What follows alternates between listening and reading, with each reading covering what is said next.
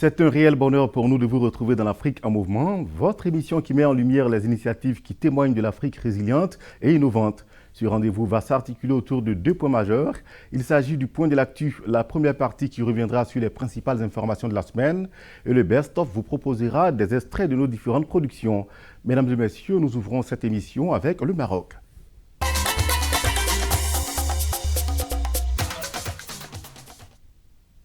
Publié jeudi dernier, le très attendu rapport Doing Business 2020 de la Banque mondiale a fourni des données positives sur l'économie marocaine sur la base des réformes et améliorations facilitant la conduite des affaires de cette année. Que ce soit au niveau mondial, la zone MENA ou au niveau africain, le Maroc enregistre dans l'ensemble de très bons points. Comparé à l'année précédente, bien entendu, il a gagné 7 nouvelles places au classement général. Les détails de ce rapport avec le récit d'Allah Benani. Un nouveau score positif pour le Maroc. Le Royaume continue d'améliorer son classement. Réalisant un bond de 7 places au classement Doing Business 2020 de la Banque mondiale, le Maroc se hisse à la 53e place sur 190 pays. Le département du chef du gouvernement a indiqué dans un communiqué que cette avancée marque un progrès significatif dans la réalisation de l'objectif du Maroc à atteindre le top 50 des plus grandes économies du monde d'ici 2021. Premier en Afrique du Nord, le Royaume conserve sa 3e place dans le monde arabe derrière les Émirats arabes unis et le Bahreïn. Dans le continent, le Maroc conserve sa 3e position derrière les îles Maurice qui se classent au 13e rang mondial et le Rwanda classé au 38e rang mondial. D'après un communiqué du gouvernement, le score positif du Maroc dans ce nouveau classement mondial est dû à l'adoption d'une série d'importantes mesures et réformes liées aux affaires et aux activités des entreprises marocaines et qui s'inscrivent dans le cadre du programme de travail du Comité national de l'environnement des affaires. Parlons industrie à présent. 2 unités de production de composants aéronautiques ont été inaugurées à Noisseur par le ministre de l'Industrie et du Commerce Moulay Hafid El Alami. Une nouvelle unité de production de la Société marocaine d'études et de fabrication des outillages aéronautiques et du site de Takaero Maroc. Retour en images sur cette inauguration dans ce reportage de Faïssa Labrouche sur un récit d'Ilam Birada. 140 entreprises et 17 000 emplois directs, des chiffres qui témoignent de la bonne santé du secteur aéronautique au Maroc. Un secteur qui a dépassé tous les objectifs du plan de l'accélération industrielle. Ce sont là les propos du ministre de l'économie. Moulay Hafid Alami a d'ailleurs inauguré aujourd'hui à Casablanca 2 unités de production de composants aéronautiques. Alors ce sont des entreprises avec une vraie expertise et ce qui est intéressant aujourd'hui de constater, c'est que les partenaires qui ont monté l'ensemble des usines que vous voyez, les 4 usines de ce groupe, ont été montées par 2 Marocains dans le secteur aéronautique qui se sont impliqués depuis quelques années et qui sont montés en puissance et démontrent qu'aujourd'hui, le capital marocain arrive dans le secteur de l'aéronautique à grands pas. Voilà un secteur qui se développe. Tous les voyants sont au vert sur le tableau de bord de l'industrie aéronautique. Depuis le lancement du plan d'accélération industrielle, le taux d'intégration locale a doublé. Il est passé de 17,5% fin 2014 à 38% aujourd'hui. L'objectif initial était de 32% à l'horizon 2020. Cap à présent sur la Côte d'Ivoire où des mesures sont prises pour préserver le parc national du Banco et la réserve naturelle de Dahlia-Fleur. La 3e session conjointe des comités de gestion locale les concernant s'est tenue mardi dernier. L'occasion a permis aux membres des 10 comités de se pencher sur les activités visant la protection du couvert forestier ivoirien. Suivons notre reportage. De plus de 16 millions d'hectares de forêt au début des années 1960, la Côte d'Ivoire se retrouve actuellement avec 2 millions d'hectares, soit plus de 90% de superficie en moins. Pour préserver le reste du couvert forestier, les autorités ivoiriennes mettent plusieurs stratégies en place. Parmi elles, la création des comités de gestion locale. Le comité de gestion locale, c'est un conseil d'administration. C'est un organe qui aide la direction des zones à gérer le parc. Ainsi, les plans d'aménagement, les plans d'activité, les plans d'opération sont au préalable soumis à ce comité-là qui valide cela. Une fois validé, la direction de zone avec les autres partenaires mettent en œuvre et il y a des comptes qui sont rendus chaque trimestre. Donc les comités de gestion locale ont pour rôle de s'assurer que les objectifs qui ont été définis sont mis en œuvre. D'une superficie de 3 474 hectares, dont 12 artificiels, la forêt du Banco est la seule forêt primaire d'Afrique de l'Ouest située en pleine capitale. Elle joue un rôle très important pour la capitale économique ivoirienne, à qui elle sert de filtre d'air. La 4e édition de l'Africa Haïti Expo a ouvert ses travaux au Maroc, au centre des débats, l'innovation et le digital. Ce forum vise la consolidation de l'axe Pékin-Rabat-Afrique francophone. Anissa Araou nous en dit plus. Faire du numérique une nouvelle ressource de l'Afrique et un moteur de croissance, c'est le thème retenu pour cette 4e édition d'Africatex. Le forum met à l'honneur 2 pays représentant l'Afrique et l'Asie, la République du Congo et la République populaire de Chine. Ici, une plateforme unique en son genre qui offre à de nombreuses entreprises l'occasion de collaborer et d'échanger avec les leaders technologiques, les acteurs de l'écosystème, les institutionnels, les opérateurs télécoms, les startups et même les écoles et les médias. S'exprimant à l'occasion de l'ouverture du forum, le ministre de l'Industrie, du Commerce, de l'Économie verte et numérique, Moulay Hafid Al-Alami, a plaidé à Rabat pour la mise en place d'infrastructures indispensables à l'implémentation de la transition digitale en Afrique. La transition des villes durables, une ambition africaine. C'est le thème d'un séminaire organisé à Casablanca en marge de la 11e édition du Salon Polytech Maroc. Selon les participants, une nouvelle approche de conduite doit être adoptée dans le continent. Et pour cause, les villes devraient absorber environ 70% de la croissance démographique africaine. Ces chiffres témoignent, selon le président du CESE, Ahmed Reda Chami, de l'ampleur des défis que les sociétés africaines doivent relever. Écoutons à ce propos le président du Conseil économique, social et environnemental, ainsi que l'ambassadeur de France au Maroc. Comment on donne de la durabilité à la ville? Et là, il y a plusieurs pistes. Par exemple, une des choses très importantes, c'est la mobilité. L'idée d'introduire même demain des bus électriques, etc. La deuxième des choses, c'est l'efficacité énergétique. Très important que les villes soient dotées de mécanismes d'efficacité énergétique.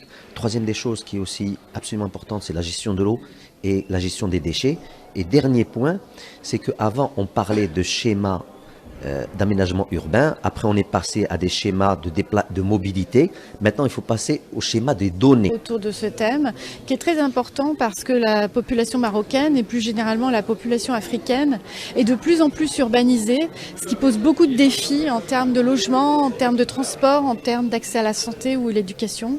Et il faut faire travailler ensemble les différents acteurs du nord, du sud avec le sud et du public avec le privé. En Afrique, ces chiffres alarmants concernant le chômage. Il touche 60% de la jeunesse selon la Banque mondiale et les diplômés ne sont pas épargnés. Après le baccalauréat, les étudiants bénéficient rarement d'une orientation adéquate. L'exemple du Sénégal avec Sirmi Boukaka et Oumba Yondir. Avoir un emploi qui correspond à ses qualifications est loin d'être toujours le cas en Afrique. Après leurs études, les jeunes Africains peinent bien souvent à trouver du travail. C'est le cas de cette jeune Sénégalaise qui a fait ses études à distance depuis Kolda, au sud du Sénégal. J'ai vraiment déposé dans plusieurs entreprises, mais bon, ça reste sans réponse toujours. Selon la Banque mondiale, 13 millions de jeunes sont au chômage chaque année en Afrique subsaharienne, d'où l'importance d'une orientation professionnelle après le baccalauréat. Pour le cas de Bernadette Ndiaye, le choix de la filière de technologie médicale et maintenance biomédicale est prometteur. La formation de technicien en maintenance ouvre 2 débouchés.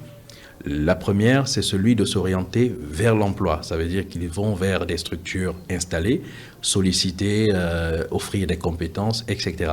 Mais ils peuvent également s'installer à leur propre compte parce que le besoin étant identifié, ils peuvent s'installer via l'entrepreneuriat en tant que structure. Au chapitre santé, la lutte contre le cancer du sein bat son plein. Cette année, la campagne d'Octobre Rose est passée à Tanger. Le samedi dernier, près de 200 participants se sont lancés sur 5 km au parc Perdicaris. Le reportage de Tris Boussiran et Souel Jalil. Ici, dans la forêt Hermilette, plus précisément dans le parc Perdicaris, du haut d'une vue imprenable sur le détroit de Gibraltar et l'océan, près de 200 personnes ont répondu à l'appel du cœur. Hommes, femmes et enfants, tous unis, tous en marche pour lutter contre le cancer du sein. Une randonnée solidaire avec objectif de sensibiliser au dépistage du cancer du sein et promouvoir l'activité physique. Et pour cause, au Maroc, le cancer du sein est le plus meurtrier. Chaque année au Royaume, 40 000 nouveaux cas de cancer sont enregistrés. Le cancer du sein, lui, arrive en tête avec 30 000 cas par an. Pour Octobre Rose, on est autant de femmes et d'hommes et on rassemblera autant de personnes autour de cette cause. On a aussi cherché à organiser cette randonnée pour récolter le maximum de fonds, pour aider ces femmes qui sont malades et qui sont en cours de traitement. C'est une manifestation pour venir en aide, soutenir les femmes atteintes du cancer du sein. Le CAF est là pour encadrer, pour venir donner un petit coup de pouce et motiver ces femmes à reprendre courage et continuer la vie.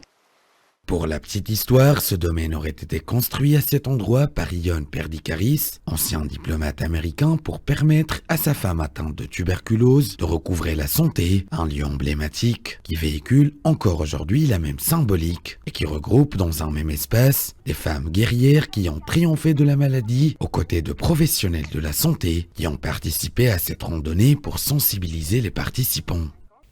Sur le même sujet, la Ligue sénégalaise contre le cancer du sein a organisé une journée de dépistage gratuit à Dakar dans le cadre de sa campagne de sensibilisation d'Octobre Rose. Objectif de la journée, dépister 2000 femmes afin de prévenir certaines maladies. Le reportage de Sirmi Boukaka et de Sanoussi Sané.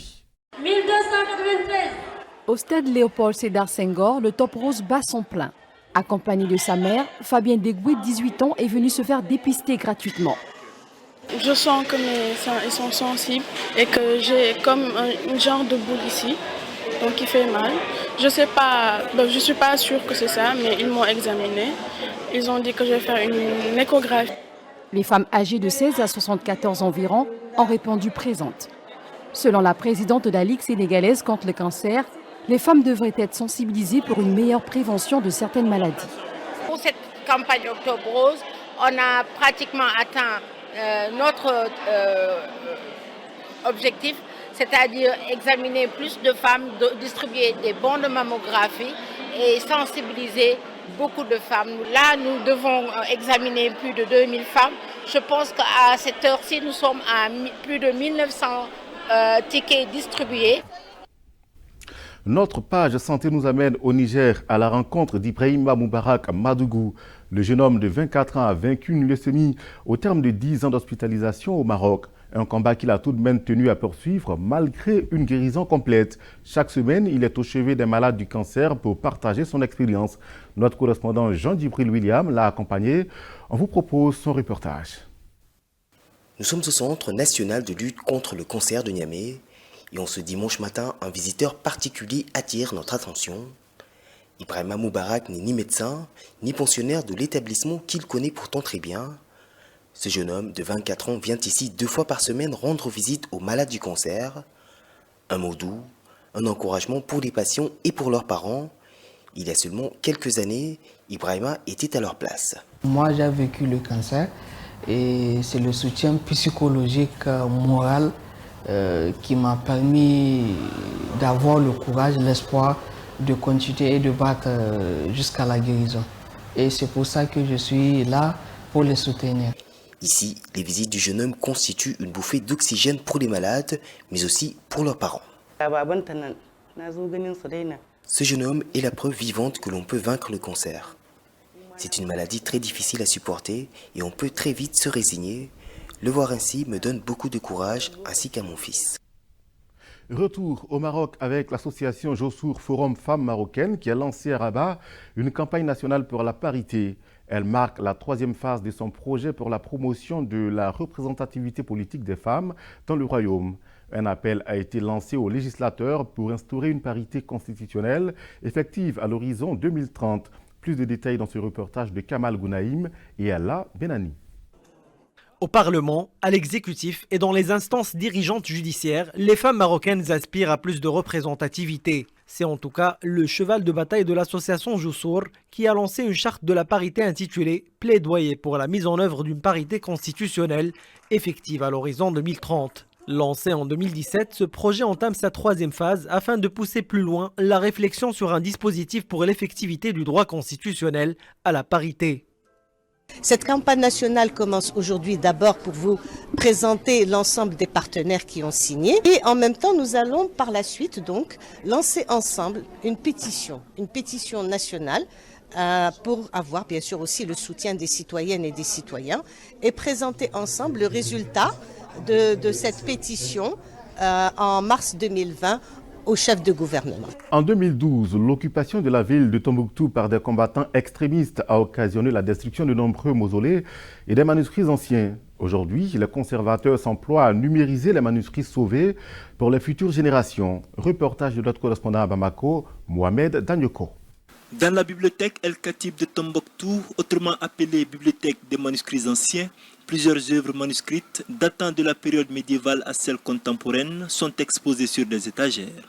Sur ce patrimoine classé de l'UNESCO, un homme y veille comme sur la prunelle de ses yeux. Il s'agit de Mohamed Sissé, issu de la famille qui conserve ces manuscrits depuis l'an 1400. Au moment de l'occupation de la ville en 2012, les bibliothécaires de la ville ont su épargner une bonne partie des manuscrits par dissimulation. Pendant cette période obscure dont vous parlez là, ces manuscrits-là furent éparpillés dans des cantines au niveau des différentes familles et conservés dans des chambres vraiment secrètes. Pour définitivement conserver ces manuscrits, afin qu'ils profitent aux générations futures, la phase de numérisation est en cours depuis quelques années.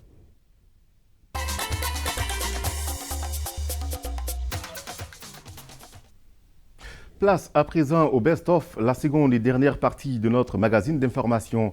Et nous débutons avec l'émission consacrée aux nouvelles technologies sur Medi 1 TV Afrique. Dans Africa Tech cette semaine, nous nous sommes intéressés à la Legal Tech afin de savoir comment le marché du droit en ligne peut impacter positivement le monde des affaires. L'Université virtuelle du Sénégal et ses partenaires stratégiques ont organisé à Dakar le premier forum Legal Tech du pays.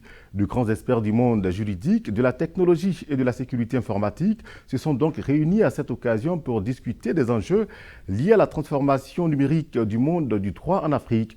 Voici notre reportage. Il est signé Alexis Lekogo et Sanoussi Sané sur un récit d'Alison Lekogo.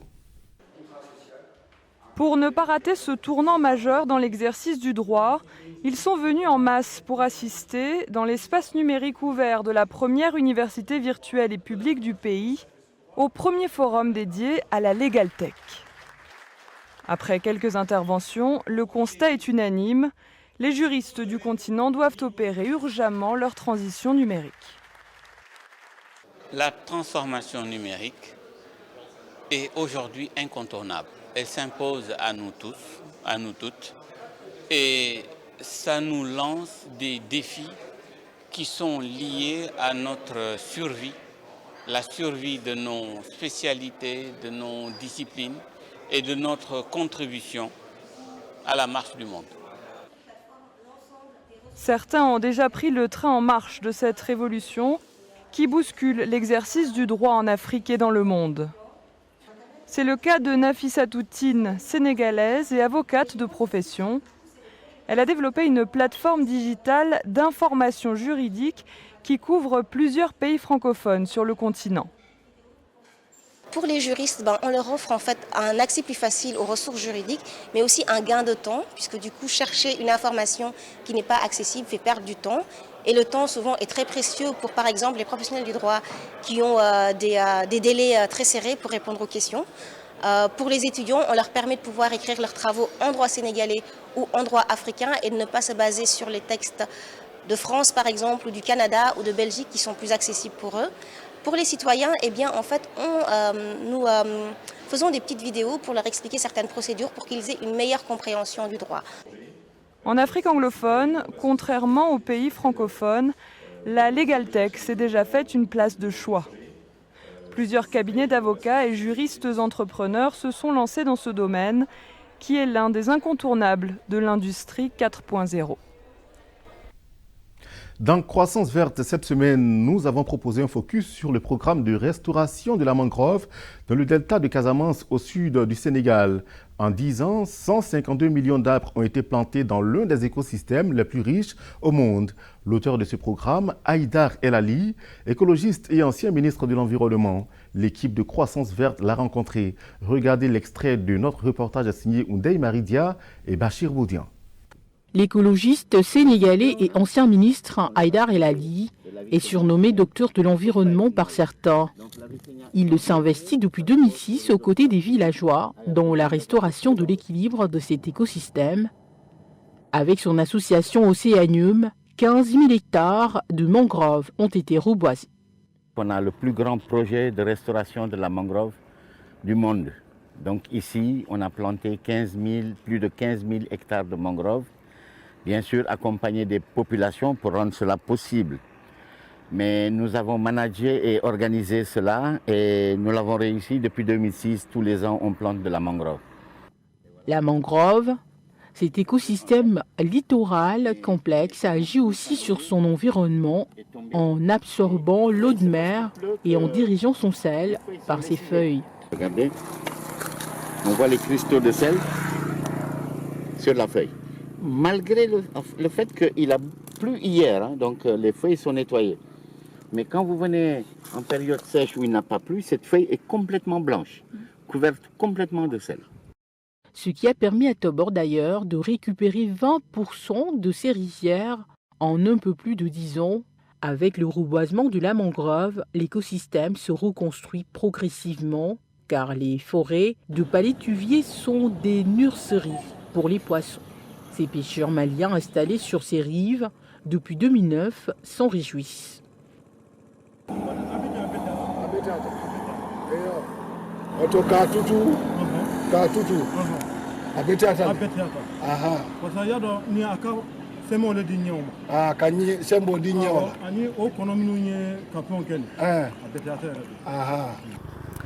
Elle va apporter le poisson, elle va apporter les crevettes, elle va apporter les huîtres, elle va apporter la pluie, parce qu'elle transpire énormément. Et elle va apporter aussi une régulation par le captage du CO2 du réchauffement climatique. Nous terminons cette partie de notre émission avec un focus sur la protection des gorilles des montagnes. Je vous invite à suivre cet extrait d'un reportage tourné au Rwanda. Au nord-ouest du Rwanda, à la frontière de la République démocratique du Congo et de l'Ouganda, se trouve le parc national des volcans. Ce petit bout de jungle de 13 000 hectares est un parc mondialement connu pour être le dernier sanctuaire des gorilles de montagne. Depuis l'action inégalée de Diane Fossé, les communautés locales se sont mobilisées pour sauver ce primate très exposé à l'extinction. Voilà un gorille, je peux voir d'ici qu'il est occupé à manger. La rencontre avec ce grand singe pouvant atteindre les 250 kilos est un instant hors du commun. Les traqueurs de gorilles, ces pisteurs aux yeux exercés, maternent les primates qui ont élu domicile dans ce parc. Pour les rassurer, ils imitent les sons gutturaux qu'émet le gorille. Nous remplissons tous les jours une fiche technique. Tous les mouvements des gorilles sont consignés dans notre rapport quotidien. Des vétérinaires contribuent aussi à la sauvegarde du gorille des montagnes. Ils interviennent en général pour soigner des plaies ou des infections respiratoires. Nous effectuons tous les soins dans la forêt. Nous ne sortons pas les animaux du parc.